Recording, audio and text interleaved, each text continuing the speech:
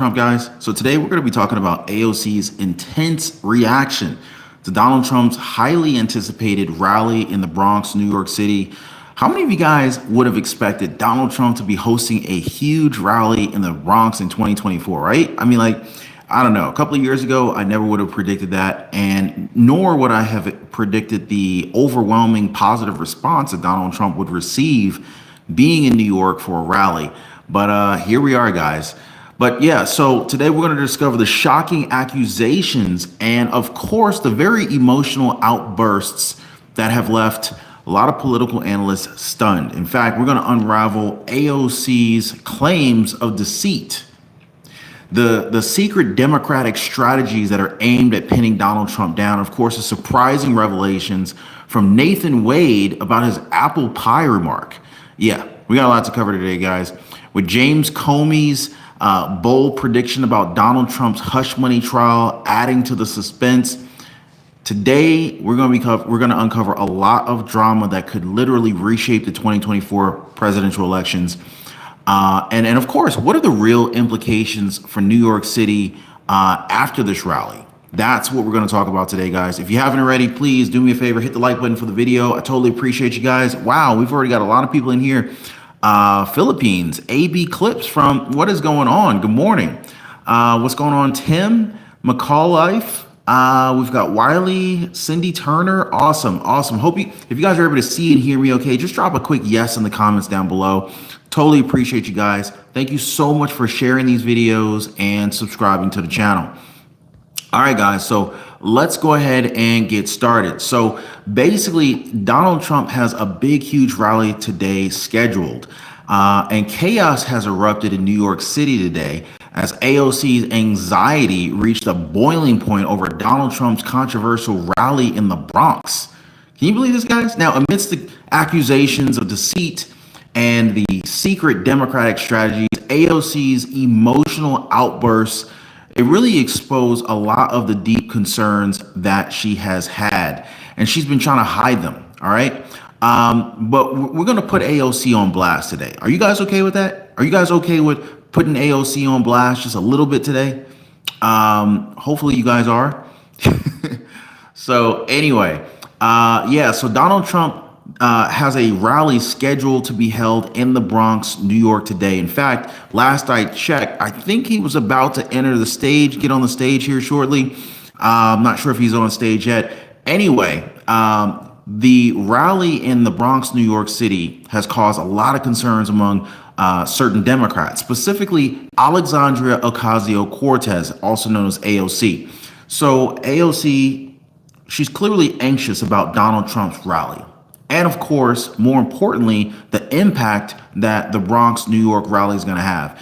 So Alexandria Ocasio-Cortez, she's literally showed a lot of anxiety by telling a whole bunch of lies about Donald Trump needing to transport Long Island MAGA supporters in for Donald Trump's rally and to show hopes that Donald Trump supporters will actually contribute to New York City's taxes and public schools. So basically, she's saying Donald Trump doesn't have any local supporters in the Bronx, so he's going to go ahead and bust them all in. And she's hopeful that their commute to the Bronx will contribute to New York City's taxes and their public school systems. Can you believe this woman? Just making up all sorts of lies. But listen directly from her.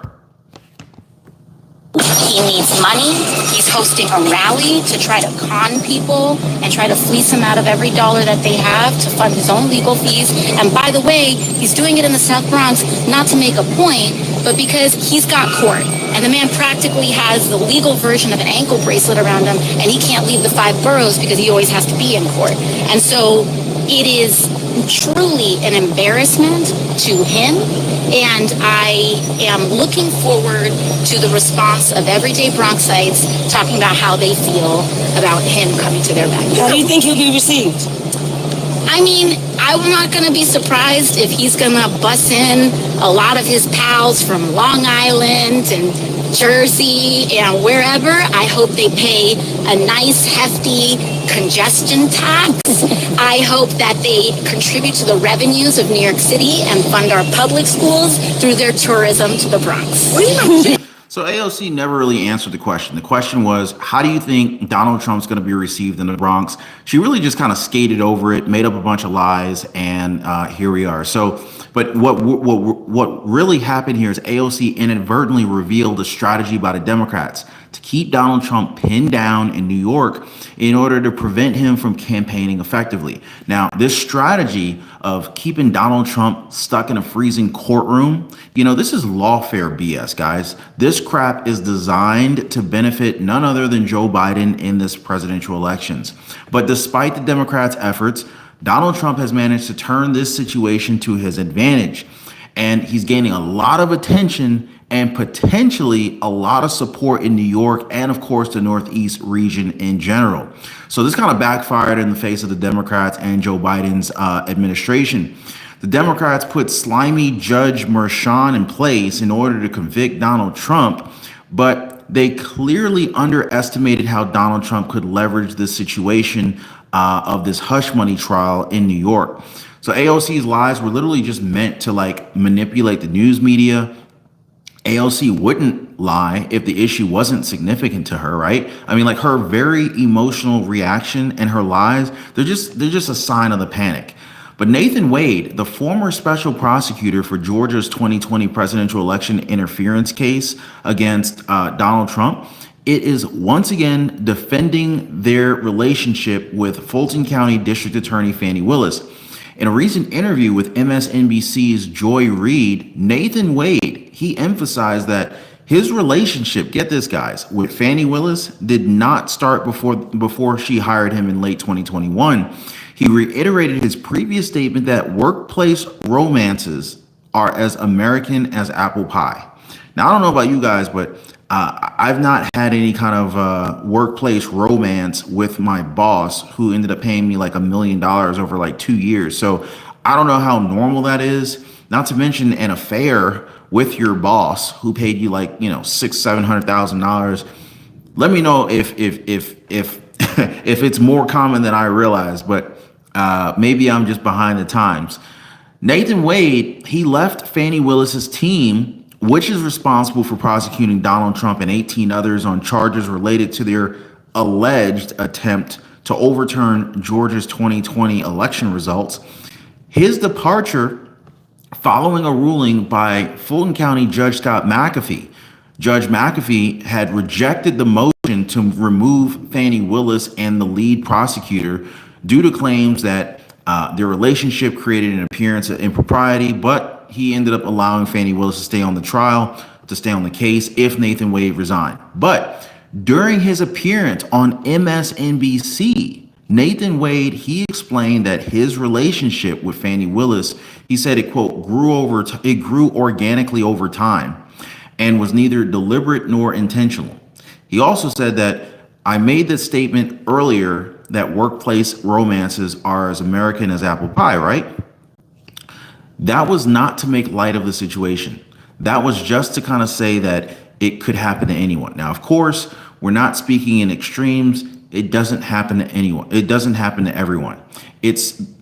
But it's a thing that happens. It's a thing that happened to us, end quote. So again, you guys, you let me know if the workplace romance and, the $1 million payouts from your boss are normal or not. Yeah. And not to mention, it's like a workplace affair with your boss that you ended up taking trips with and getting paid close to $1 million. Anyway, apparently it's more common than you would think, according to Nathan Wade. So Nathan Wade also stressed that he and Fani Willis managed their relationship professionally. He stated, quote, "We kept our personal lives personal and private. And I believe that it had no place in the courtroom, not now and not then," end quote. Now, previously in an interview with ABC News' Lindsay Davis, Nathan Wade had made a very similar comment, saying, Workplace romances are as American as apple pie. It happens to everyone. So that's a bold blanket statement. It ain't happened to me. Did it happen to you guys? Y'all let me know. So James Comey, former FBI director, joined CNN's Anderson Cooper and shared his views on former President Donald Trump's hush money trial in New York. Comey said Donald Trump's hush money trial is highly likely to result in a conviction.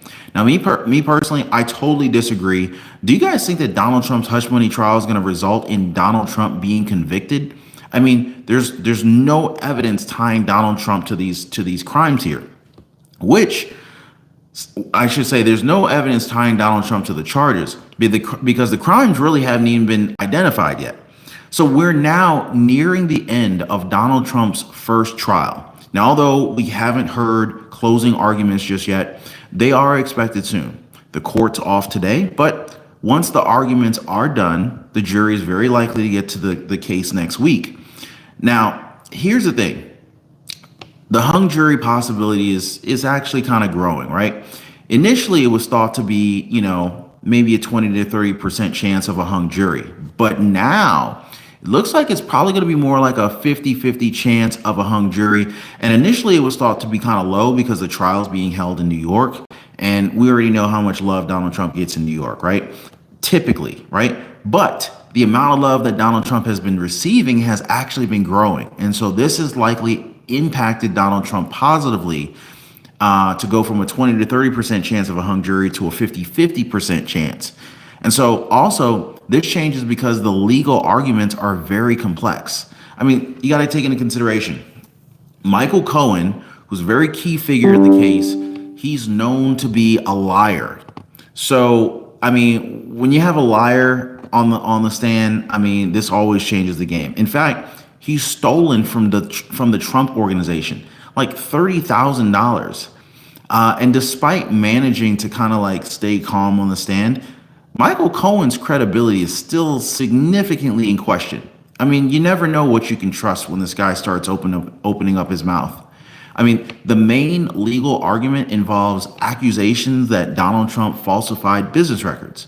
Now, for this to hold, it must be shown that Cohen, who was acting as Donald Trump's lawyer, created a legal agreement with Stormy Daniels' representative. Now, this agreement was recorded as a legal fee, which is pretty typical for a lawyer's work. Beyond that, the payment was categorized as a legal fee instead of a reimbursement. Now, this didn't harm anybody because Michael Cohen, he received extra funds to cover taxes on his reimbursement. So to prove intent to defraud, someone must have been first defrauded, but nobody was defrauded. No one got screwed over. No one had money stolen. I mean, heck, if anyone had money stolen, it was Donald Trump. Donald Trump was the only victim there. And the tax authorities were not defrauded. So really, no one had money stolen from anyone except from Donald Trump. So really, the lawsuit should be Donald Trump suing Mr. Cohen. And so anyway, but even if the falsification of business records is in fact proven, it would only be a misdemeanor for which the statute of limitations has expired unless it's connected to another offense. And so the other alleged offense is violating campaign finance laws by using these funds to influence the election. However, there's really no strong reason to believe that there was even a campaign expense to begin with. Now, Tuesday night, something interesting happened.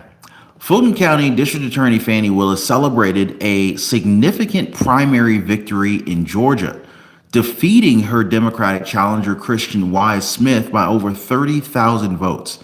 Now, you would think that the folks of Fulton County had enough of Fani Willis's mess, but apparently not. So Fani Willis got to keep her job. This particular event took place in Buckhead, Georgia, just outside of. Now, according to the Atlanta Journal-Constitution, the AJC, Fani Willis mingled with the crowd wearing a very glittery blue dress and appeared very happy for her win. But during the celebration, guess what? Former special prosecutor Nathan Wade was seen attending the campaign party, popping bottles and toasting it up. AJC reporter Tamar Halmer, she noticed that Nathan Wade's presence and essentially posted on Twitter saying, quote, "Well, consider me shook at DA Fannie Willis's campaign party in Buckhead, and Nathan Wade just walked in, all smiles," end quote.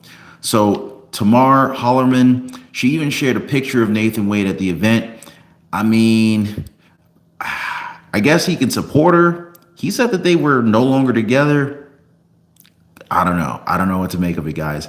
But in another notable election result, Fulton County Superior Court Judge Scott McAfee secured his seat for a full 4-year term starting in January.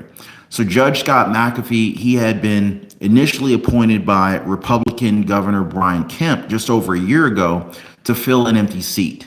He defeated civil rights attorney and media commentator Robert Patillo in a nonpartisan election.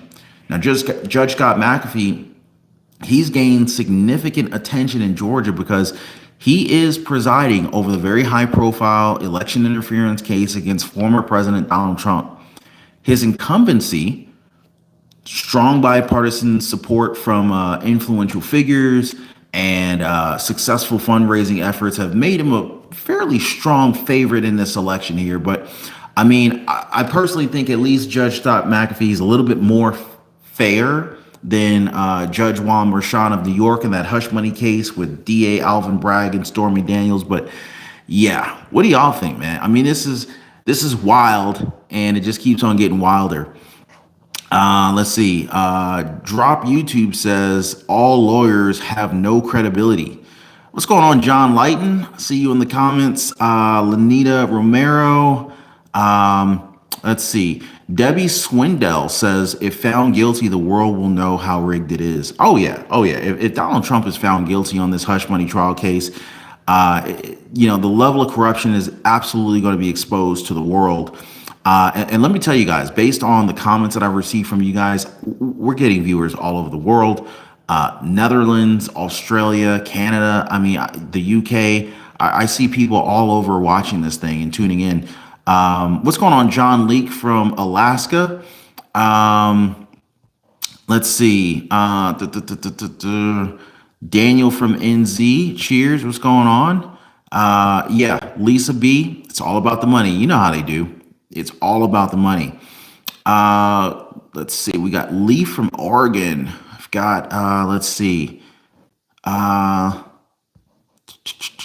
Yay! John Weekly finally made the live. Hey, man. Glad you could make it. Thanks for hanging out with us. Shaz says, I think Donald Trump should go to Chicago. Chicago's got a lot of issues right now. Isn't the Chicago mayor Lori Lightfoot? They've got some really serious issues going on in Chicago. How many of y'all think that Donald Trump should have his next rally in Chicago? Let me know. Let me know down below. Oh, thank you so much, Stacy Taylor, new subscriber. Thank you so much for joining the family. Dono says, YouTube sure gone bad on those notifications. Dono, did you not get a notification that we went live this afternoon? Just let me know. Let's see. And if you didn't get a notification, make sure your notification bell icon's turned on and that you select all notifications, because I know a lot of people were complaining that they didn't get notifications when we go live. Marianne Williams, Pennsylvania in the house. Awesome. What's going on, Rob King from Baton Rouge, Louisiana? Okay, so Grant Morden says Lightfoot is out. Okay, so if Lori Lightfoot's out of Chicago, who's the current Chicago mayor? Anybody know that? What's going on, Barbara from Milwaukee, Wisconsin? Hey, Milwaukee, actually Wisconsin. I don't know if it was specifically Milwaukee. There was a lot of voter ballot fraud concerns going on over there. So hopefully this gets sorted out. Okay, so Karen Simmons says Lightfoot's gone. It's that silly man Adams, a mess. Okay. So Joy Snyder says, yes, he does need to go to Chicago. I'm from that area. I don't live there now. I live in North Carolina. I think I would rather live in North Carolina than Chicago personally, but that's just me. Anybody up in the Chicago area right now? Let's see. I think, okay, so Teresa Moore says, I think Lightfoot was voted out, but I don't know when her last day is. Okay. All right. So thank you, Stacey Taylor. So Stacey Taylor says Brandon Johnson is the mayor of Chicago. Appreciate you. And a lot of folks looking forward to the Biden versus Trump debate. I see Marianne Williams got her popcorn. Oh, yeah. Trump versus Biden in that debate, that is going to be very entertaining to say the least. I wouldn't doubt it, and I understand why Donald Trump demanded a drug test before the Trump versus Biden debate. I mean, because that dude, I swear he was like hyped up one day. I think it was during the State of the Union address. I mean, he spoke more coherently than I had ever heard him speak, but his eyeballs were about to like jump out of his head. So I don't know if he had like 16 cups of coffee or if they gave him a shot of something, but he definitely had the go juice on that one. Anyway, I want to thank y'all for hitting the like button for the video. Thanks so much for subscribing. I got a lot more content coming for you guys in the future. Make sure to check out my previous videos, and I will see you guys on the next one. Take care.